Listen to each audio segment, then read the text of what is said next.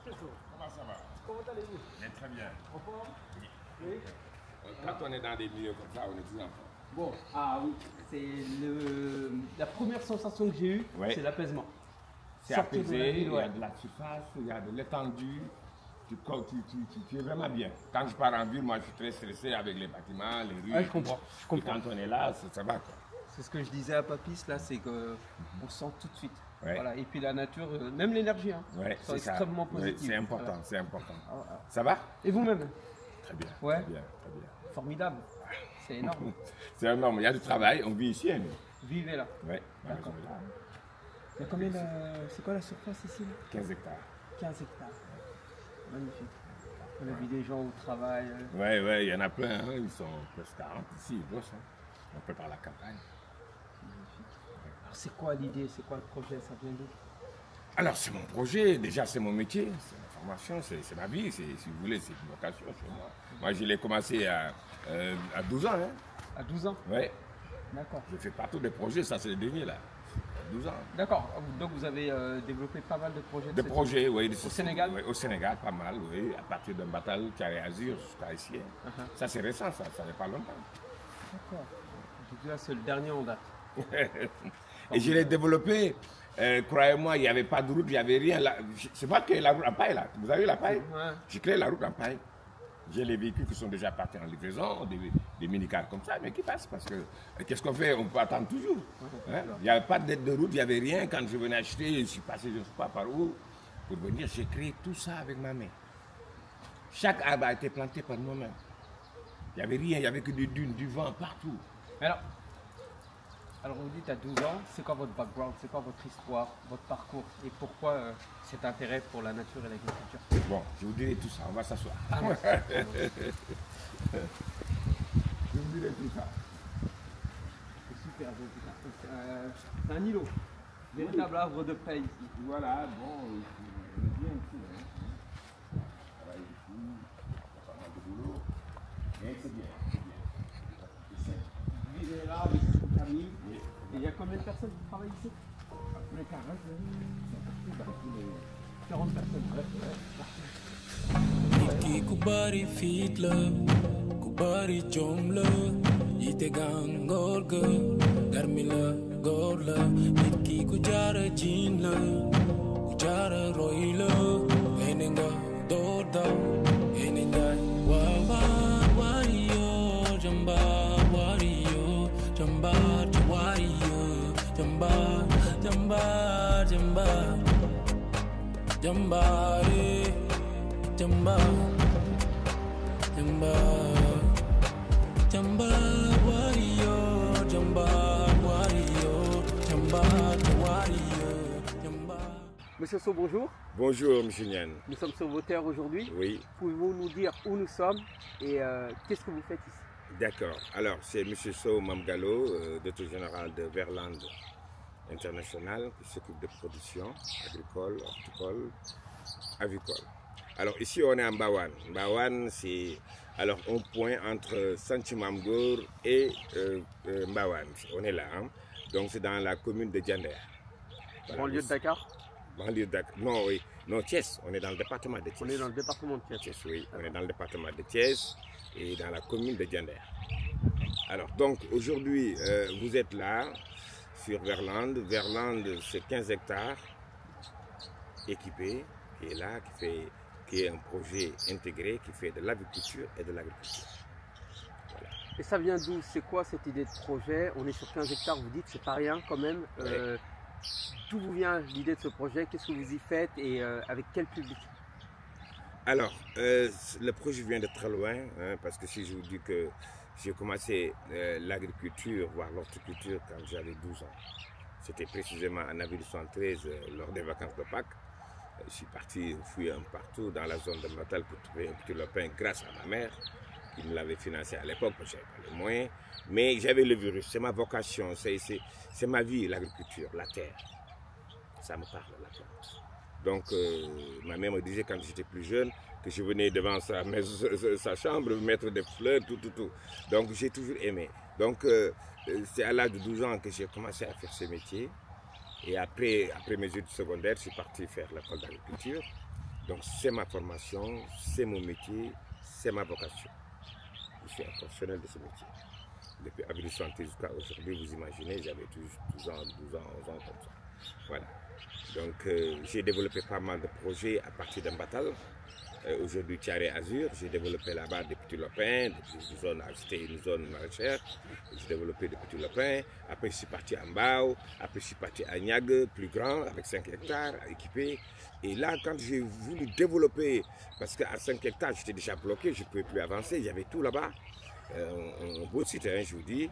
Je l'ai désinvesti pour venir ici faire 15 hectares, pour avoir encore plus de surface et travailler.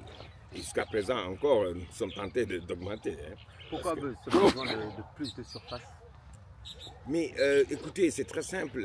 Quand il y a la demande, il y a le travail, il y a l'extension, il y a le besoin de travailler, de faire encore, parce que vous savez, nos pays, le Sénégal, c'est un pays agricole, mais nous sommes au début toujours encore, on n'a pas encore les grosses productions, les vraies productions attendues, on n'est pas autosuffisant en alimentation. Donc il y a du travail à faire. Si aujourd'hui à 15 hectares, j'avais 5, j'ai fait 15, j'ai dit maintenant il nous faut encore plus, parce qu'il y a la demande, il y a le travail, il y a le besoin. Qu'est-ce que vous cultivez à Verlande? À Verlande, nous avons nos cultures phares, c'est la fraise et la menthe. Au passage, je vous le dis, c'est des cultures à haute valeur ajoutée. On fait d'autres choses, l'arachide de contre-saison, on fait les légumes que vous avez vus ici, on fait les poireaux, on aime bien les poireaux. C'est une culture traditionnelle chez nous, hein. C'est une culture traditionnelle chez nous. Alors, on fait pas mal de cultures, mais retenez que notre culture phare, c'est la menthe et la fraise. C'est des cultures à haute valeur ajoutée. Si vous voulez vous développer, passez par ces cultures. Bien entendu que toutes les cultures se valent. Aujourd'hui, quelqu'un peut développer les radis d'une façon tellement organisée qu'il va s'en passer des fraises. Toutes les cultures se valent. Alors, mais notre culture phare, nous, c'est la fraise, c'est l'arachide de contre-saison. Vous avez vu, il y a d'autres spéculations qu'on prépare. Voilà, on prépare les terrains, on est en fin d'hivernage là-bas, on commence maintenant la saison horticole. Hein, on est à fond là-dessus. La première parcelle de fraises est déjà repiquée. On prépare la deuxième, on prépare l'arachide de contre-saison, on prépare nos petits légumes, et ainsi de suite. On a un département volaille aussi. D'accord. Voilà. Quand vous dites que la menthe et la fraise sont des produits à haute valeur ajoutée, vous parlez sur le plan financier? Financier, mais rendement surtout. Hein, c'est des cultures qui ont de très bons rendements, qui payent son bonhomme, si vous voulez, et qui sont des cultures très rentables. Voilà, c'est des cultures très, très rentables. La menthe, écoutez, la menthe reste sur la parcelle pendant 2 ans. Et chaque 20 jours, vous faites des tontes. Avec des pics. Ça passe d'une saison à une autre. Par exemple, la menthe en saison fraîche va aller jusqu'en saison chaude, c'est-à-dire la saison hivernale. Et ça, vous traversez les courbes avec les différents prix et tout. Mais c'était rentable. Une culture qui dure 2 ans sur place, avec des coupes de chaque 20 jours. Imaginez. Sa rentabilité. La fraise, elle est saisonnière. Elle vous fait 6 à 7 mois de production. Mais ces prix sont importants. Aujourd'hui, nous démarrons la fraise à 8 000, 9 000 les primeurs. C'est le plafond. Et le plancher, il est à 1 500 en fin de saison. Vous imaginez aujourd'hui, avec des rendements importants. C'est un produit de luxe, vous allez me dire. Mais il y a le marché, il y a la demande. Et c'est une tradition chez nous. Moi, j'ai fait 40 ans de fraises. Vous écoulez vos produits au niveau local, au niveau du local, on exporte un peu, mais on n'a pas besoin. Il y a des parts de marché qui restent. On exporte un peu. Moi, j'ai fait pour la fraise 1-2 fois d'exportation sur la Côte d'Ivoire, sur Praia, et un peu en France, hein, un peu. Voilà, mais on n'a pas besoin. Le marché est là, les parts de marché restent, la demande est là. Comment vous expliquez que les Sénégalais ne sont pas plus enclins à travailler dans le domaine de l'agriculture? Parce que vous dites qu'il y a des marchés, il y a de la demande, mais on voit qu'il y a des terres disponibles, des terres arables, mais ce n'est pas un domaine qu'on sent si prisé que ça dans le pays. Oui, oui, c'est vrai, parce qu'aujourd'hui, il faut discuter avec les gens. Il faut les former, il faut les inciter, il faut les amener à la passion. Par exemple, je vous le dis, hein, et ça c'est un point qui ne va pas plaire beaucoup de gens, vous venez dans un projet comme ça, vous avez un exemple, vous avez 30 personnes, un exemple je donne. Si vous questionnez chaque personne, il y a peut-être 5 qui sont intéressés. Les autres sont venus pour chercher de l'argent. Et ça, c'est à identifier. Connaître ceux qui ont la vocation, ceux qui ont la passion, ceux qui veulent développer cette affaire, les former, les encourager. Ça permettra peut-être d'amener d'autres, parce qu'ils seront dans la formation, ils seront dans l'expansion, ils vont se développer. Il y a un problème de formation, il y a un problème d'incitation. Parce que si aujourd'hui dans un village vous créez un projet, ça ne marche pas, mais les autres vont dire que la culture ne marche pas. Parce qu'elle n'est pas entre de bonnes mains. Ce n'est pas venir financer, ce n'est pas venir dire on va faire de gros projets pour les gens, des écopoles et tout. D'accord, mais qui sont les gens qui sont vraiment intéressés à venir faire l'agriculture pure et dure? Parce que l'agriculture, c'est une culture. C'est une culture. Il faut aimer, il faut avoir la passion. Imaginez quand on vous dit que c'est tôt le matin, tard le soir, ce n'est pas le mec qui vient à 8 h. C'est le mec qui vient très tôt, c'est 5 h du matin. Il fait froid, il fait chaud, ce n'est pas ton problème, c'est l'agriculture. Aujourd'hui, tout le monde a pointé à 5 h 30. Ils sont là, ils pointent. Ils ont des heures de déjeuner, ils ont des heures de petit déjeuner, de pause et tout. C'est réglementé. C'est ça l'agriculture. Aujourd'hui, qu'est-ce qu'on voit dans nos pays, précisément le Sénégal? J'ai vu des projets lancés partout, parce que quand même, on n'a pas 10 ans. Et ces projets ont capoté dans la foulée, parce que les personnes qui sont là, à qui on a financé ce projet, n'étaient pas préparées pour aller faire l'agriculture. Qu'est-ce qui leur manquait? La formation, La la préparation. Aujourd'hui, vous discutez avec un jeune, il n'est pas intéressé, mais mettez-le dans un autre domaine où il est intéressé. Oui. Ciblez les gens qui sont intéressés, vous discutez avec eux, vous les identifiez. C'est des métiers passion, du coup, ça vous me dites. C'est ça. Mais vous ne pouvez pas financer pour tout le monde. Aujourd'hui, si l'État venait aujourd'hui quelque part dans ce quartier ou dans ce village quelque part, tout le monde va sauter. Oui, on nous met un projet, oui, oui. Mais après, c'est 3 personnes qui vont rester. En arrivant, j'ai vu pas mal de gens sur les terrains en train de travailler. Je vois notamment des jeunes. Il y a un jeune là, très jeune, je ne sais pas quel âge il a, peut-être une quinzaine d'années. Celui-là? Oui. Ah, celui-là, il doit faire 25 ans passé. Ah oui? Oui. Ah, pour moi, c'est beaucoup plus jeune. Oui, 25 ans passé. D'où ils viennent? Alors, encore paradoxe, il y a des Sénégalais qui viennent du Sénégal, mais il y a beaucoup aussi de la sous-région. D'accord. Ils remontent jusqu'ici? Oui, beaucoup de Maliens sont là, beaucoup de Guinéens, il y a même des Gambiens souvent. Après, il y a des Sénégalais. Voilà, il y a même mon épouse qui disait qu'ici c'est un projet pour l'Afrique. Oui. Voilà. Alors c'est ça. Il y a des Maliens, il y a des Sénégalais, il y a des Guinéens, ils sont tous là. Ils viennent pour apprendre? Pour apprendre, oui, un peu, mais surtout pour travailler, gagner de l'argent. D'accord. Vous savez, la culture est une politique de développement local. Si un projet est implanté quelque part, c'est le point. Ici, des fois, le gardien m'appelle, il me dit, monsieur, il y a quelqu'un ou quelqu'un qui est devant la porte. Ok, je viens. Il a l'ordonnance. Monsieur, je suis malade, je dois me faire opérer, voilà, je viens voir. Comme ça. Et vous le prenez en charge. L'école manque d'eau, on a canalisé l'école, on a mis le courant là-bas, on a mis des salles de classe ici dans le village, on a amené l'électrification de la mosquée, on participe sur beaucoup de choses. Quelqu'un qui a un problème, les enfants qui n'ont pas de cahier, ils viennent vous voir. Et puis naturellement, comme ça, ils viennent ici, bonjour monsieur, bon, on veut des cahiers, ou bien telle personne est malade, ou bien l'école n'a pas d'eau, ou bien ma maison n'a pas d'électricité, ou bien j'ai pas de pompe pour mon projet. Donc ce projet qui est là, il est là pour appuyer le développement, aider les gens. Et j'ai toujours dit que la culture est une politique de développement local. Quand un projet de cette ampleur est là, c'est pour impacter dans les villageois à côté. Et il y en a beaucoup qui travaillent. On prend des journaliers en saison, on prend beaucoup de journaliers ou journalières qui viennent des villages là, parce que vous avez traversé des villages. Ils viennent ici. Et il y a des villages ici de ce côté. Pendant les périodes de récolte? De récolte, oui, bientôt ça commence. Hein, bientôt ça va aller, parce que là on commence à lancer la campagne. Fortement déjà. Voilà. Donc voilà, aujourd'hui, le Sénégal est là. Le Sénégal est un pays qui a le soleil, qui a beaucoup de terre, qui a de l'eau aussi, hein, par rapport aux autres pays.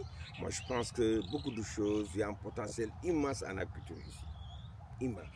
Il faut des connaisseurs, il faut des ambitieux, il faut des gens qui travaillent, qui ont la passion. Il faut les éduquer, parce qu'il y a la culture agricole, M. Niane. Un jeune qui vient, c'est pas 8 heures pour venir dans la culture. C'est pas descendre à midi. C'est tôt le matin, tard le soir. On vient avec la passion, la formation, la culture agricole. Savoir qu'en agriculture, c'est comme ça. Moi, pourquoi j'ai laissé mes maisons à Dakar, j'habite ici. Avec la famille, on se bat, on travaille. On a déjà la passion, on a l'amour, on a le sens du travail, le devoir. La nuit, il est 2 heures du matin, il y a un bœuf ou bien un mouton qui a un problème. On va à l'étable est là, on va regarder ce qui se passe. Il y a des animaux aussi. J'ai quelques animaux. On va aller voir quoi? Parce qu'on a entendu le bruit. Voilà. Il y a un réseau, il y a un problème quelque part dans le courant. On va aller voir. On est là. C'est un métier, c'est une passion, c'est une vie. Voilà, c'est ça la culture. Et les jeunes de demain, pour les former, parce qu'aujourd'hui, les motifs, c'est agriculture partout. Mais je vous préviens, préparez les gens à la passion. Préparez-les au métier, à la culture agricole. Moi, un jeune, les jeunes, par exemple, celui-là en venant, il n'avait vu que l'argent.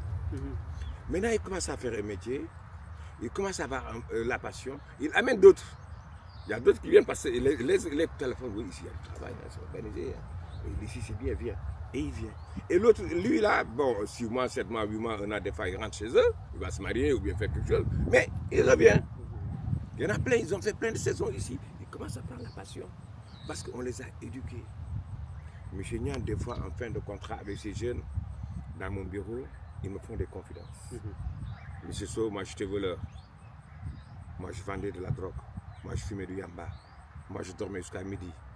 Attends, je donne ma maman. Et ils se mettent à pleurer. Chaque fois que, en général, pas tout le temps, quelqu'un termine son contrat, dans le bureau, on discute un peu, je l'écoute. Mais il me rend encore des choses. Comme quoi, ici, ça forme et ça éduque. Et ça change leur vie, mais bien leur sûr. trajectoire de vie. Bien sûr. Complètement d'ailleurs. Complètement. Ils auront d'autres éducations, ils vont apprendre à se lever tôt. Et tout commence par se lever tôt. Ils vont commencer à être sérieux parce qu'ici on ne peut pas voler, on ne peut pas faire des choses. Sinon il est parti parce que tout est cerné, tout est bien contrôlé.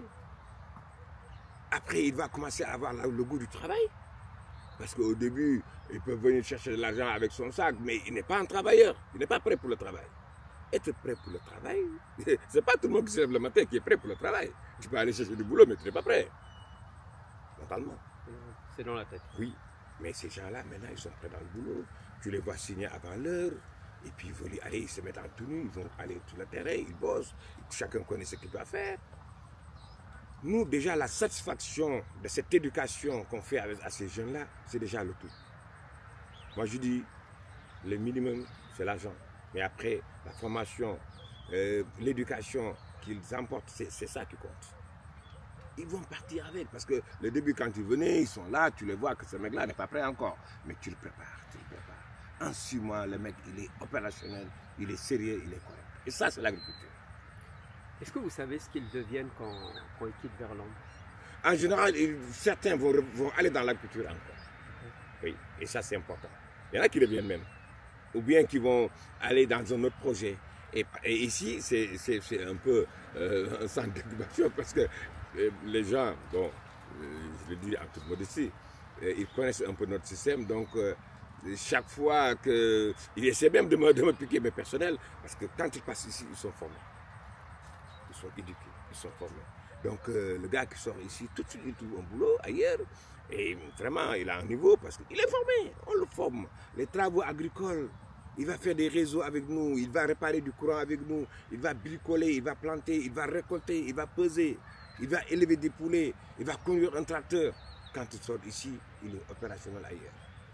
Parce que moi, qui ai du métier, j'ai vu que le problème agricole au Sénégal, il y a beaucoup de facteurs, dont le manque de connaissances. Tu vas dans un projet plus grand que ça, il n'y a personne qui est bien formé.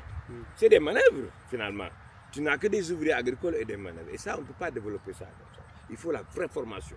La formation chez vous, elle dure combien de temps et comment elle se passe? Et comment vous l'avez conçue et mise en œuvre? Ici, en interne, oui. Chez moi, oui. Bon, la formation ici, pour quelqu'un qui veut se former, il y a deux façons. Quelqu'un qui vient chercher de l'argent, mais finalement, il est formé. Parce que nous, dans le travail, on travaille ensemble. Et tous les corps de métier dans la culture, tu vas le faire avec nous. Tu vas rentrer dans l'irrigation. Par exemple, aujourd'hui, on va connecter ce réseau-là qui est derrière vous. C'est lui-là qu'on va appeler avec le matériel. On va lui dire, fais comme ça. Bon, moi, je fais un peu, je le montre. Je dis, non, tu fais comme ça. Il fait. Après, il continue tout seul. Donc, la formation est pratique ici. Elle est pratique. Tu vas travailler avec nous. On te montre avec passion. On te montre doucement. C'est ce qu'ils ont fait, qui viennent ici avec des niveaux qui ont fait terminal, lycée ou université. On leur donne des cours pratiques, mais théorie aussi. On les forme. Et en 6 mois, tenez-vous bien, ce mec, il est opérationnel partout. Parce que ici, ça travaille. Hein, pas de certification, pas de diplôme. Si, non, on les fait des attestations. Ok. Hein, on les atteste parce qu'après, c'est l'État pour certifier des choses comme ça. Peut-être on va y arriver. On va y arriver avec le nouveau régime qui est là, qui sont très à cheval sur cette affaire d'agriculture et de développement. On va travailler avec eux sur tout ça.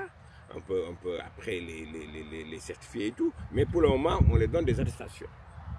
Alors, il y a des étudiants qui viennent nous voir ici pour des stages. J'en ai reçu même 2 de France qui ont fait le lycée de Montaigne. Bac S. Mention très bien, Paul et Marie, 2 bacheliers, mention très bien, lycée de Montaigne. J'ai les photos et je les ai attestés parce que, bon, ils étaient dans les prépas, on les a demandé de venir en Afrique faire un projet. Et ils sont venus ici. Vous les avez gardés combien de temps? 2 mois. 2 mois. 2 mois ici, l'ingénierie, travailler, Paul, que je vois qu'un jeune plein d'avenir, ils ont fait le lycée de Montaigne, j'ai les documents, on a fait l'échange administratif et tout, officiellement. Et je les ai pris en compte ici, mais comme ça. Ils ont participé dans les récoltes, dans les réseaux, dans le travail, dans les semis, dans les plantations, même aller faire les livraisons, dans les grandes surfaces, à partir avec les véhicules. Ils ont fait ça.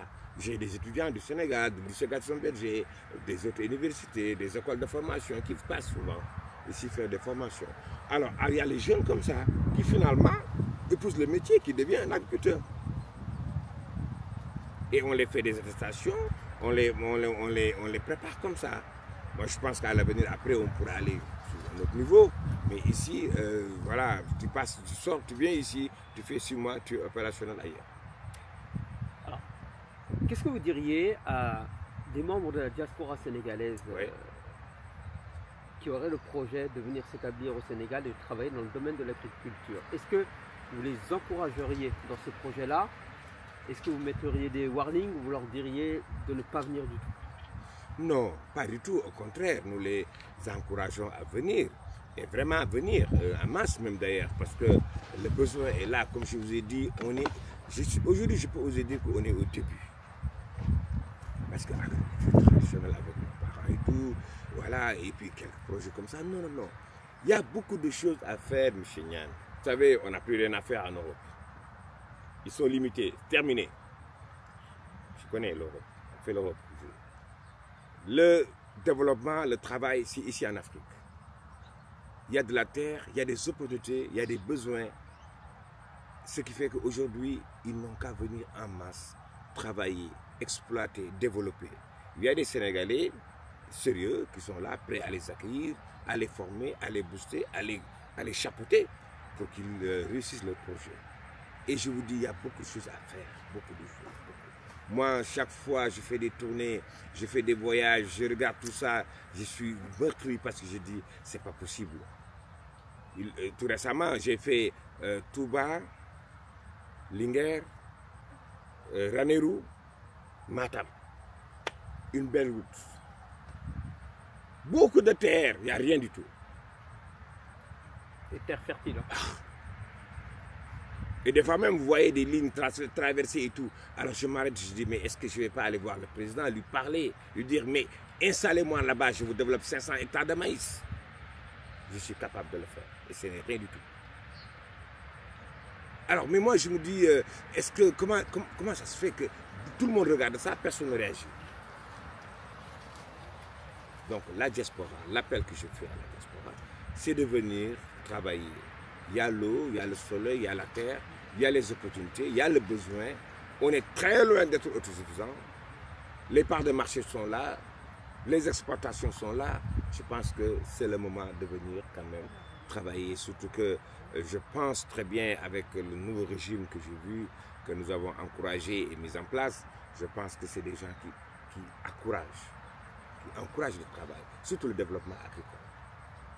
Voilà. Et il y a des privés, il y a des particuliers, des gens comme nous qui sont ni vus ni connus, qui sont là et qui font du développement pur et dur. Aujourd'hui, une personne, un Sénégalais lambda simple qui tout seul met un projet de 4 milliards quelque part, moi je pense que ce n'est pas de la petite chose. Et qui sont prêts, et qui est prêt à accompagner les autres, à booster les autres, à chapeauter, à partager l'expérience. Il n'y a rien de difficile dans cette affaire, c'est seulement du sérieux. Quand vous mettez le sérieux, ça passe très bien, il n'y a aucun problème. Nous sommes prêts à les accueillir, à les aider, à les montrer le chemin et nous les encourageons à venir vite et bien et en masse parce qu'il y a des choses à faire ici.